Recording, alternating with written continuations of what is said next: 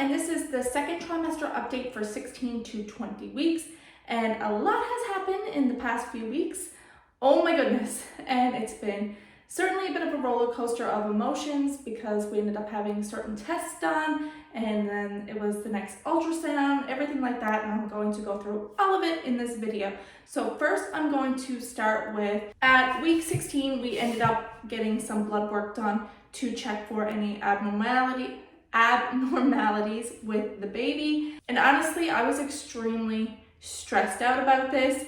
I have no idea of my biological dad's side of the family, any of his family history, nothing like that. And even on my mother's side, I kind of don't know much about her family history. So I went into this extremely nervous, especially my age, where I am over the age of 30, but I'm also under the age of 35, so I'm still in that bracket where things are still okay and not too concerning, which is a relief as well. Not saying that every pregnancy over the age of 35 should be concerning or anything like that.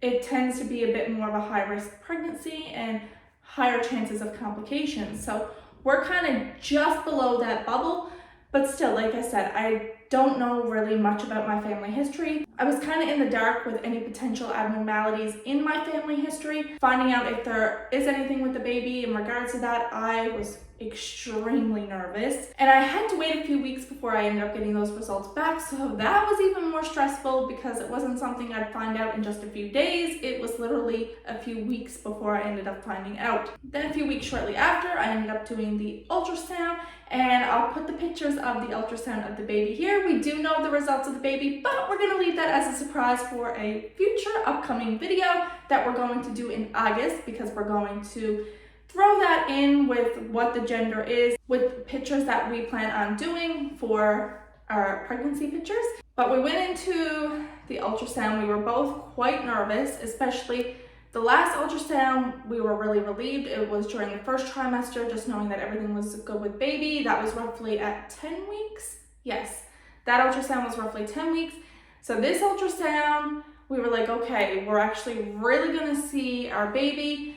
We're going to know a lot more details. They're going to have a lot more information for us in regards to the development of the baby. So we went into this very new.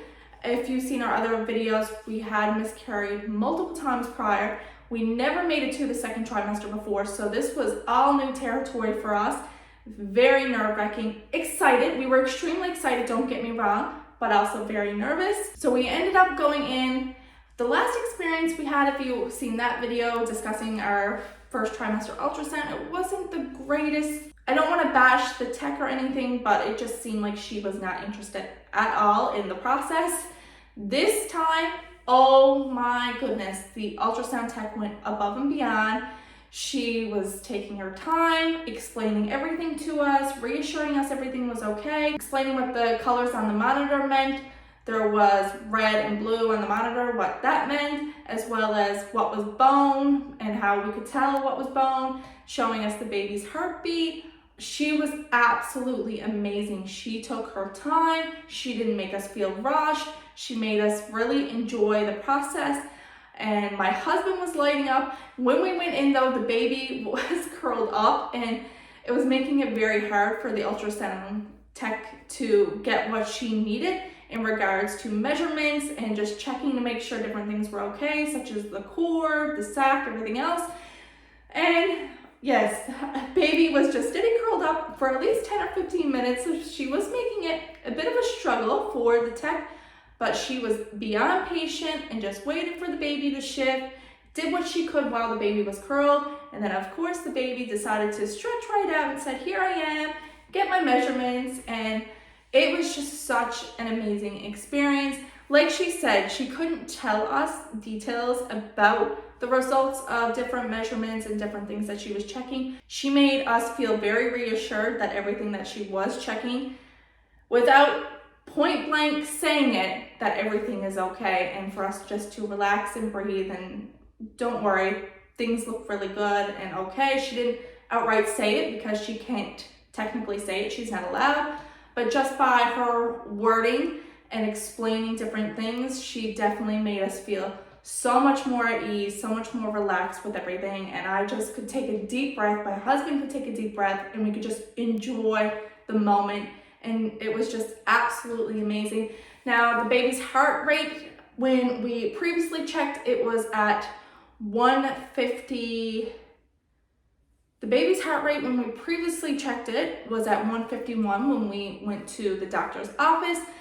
At this ultrasound appointment, it was at 152, so it was staying relatively where it was generally staying to, which was absolutely perfect as well, they said. So that was really good, and I could just relax and just, like I said, enjoy it. And it was the most amazing, remarkable, beautiful experience. I almost teared up and cried. My husband almost teared up and cried. It was just a wow moment, such a wow moment just to see our baby.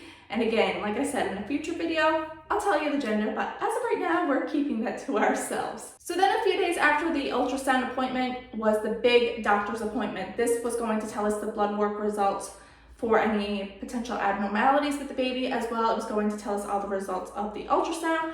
I also had to do a urine sample to make sure everything was okay, as well. I had to check my vitals, weight, everything else. Especially at my last appointment, I did decrease in weight.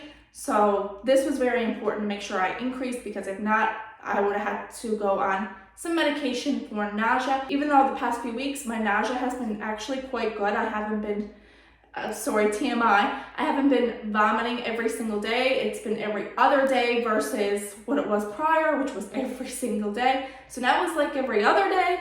And not only that, I was only queasy every day, and that I could handle. So we went into the doctor's appointment. I ended up getting my measurements. I ended up gaining a nice bit of weight, which was a huge bonus. And plus, we were so happy about that. Urine sample came back, everything was fine. Checked my vitals, all of that was fine. Then we went to, I guess, what we were anticipating waiting for were the results of the ultrasound and the blood work. The blood work came back and there's no abnormalities detected. Everything looks good. Baby is healthy. Ultrasound results came back. Everything is good. Baby's healthy. No causes of any concern. Everything's going well.